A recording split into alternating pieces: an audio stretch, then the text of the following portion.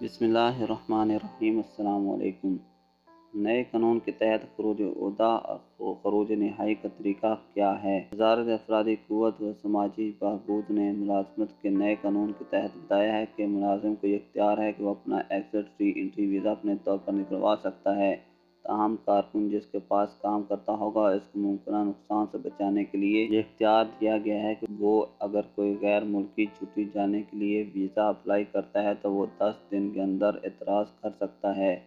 10 دن ختم ہونے کے بعد اگلے 5 دنوں کے اندر غیر ملکی اپنا چھٹی کا ویزا حاصل کر سکے گا، جبکہ غیر ملکی کو ملٹیپل ایگزٹ ری انٹری ویزا جاری کروانے کی اجازت نہیں ہے۔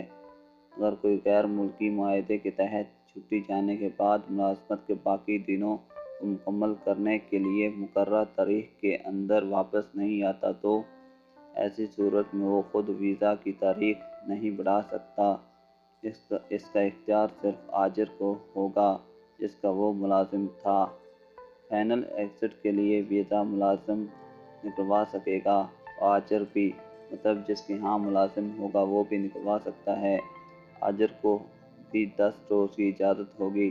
اس دوران منفی ری ایکشن نہ دینے پر غیر ملکی اپنا فائنل ایگزٹ جاری کروا سکے گا۔ یہ ویزا جاری ہونے کے بعد 15 دن تک ویلڈ ہوگا۔ اگر کوئی غیر ملکی ملازمت کے معاہدے کے دوران خروج نہائی چلا جائے تو ایسی صورت میں اسے ملازمت کے لیے سعودی عرب میں آنے پر پابندی ہوگی۔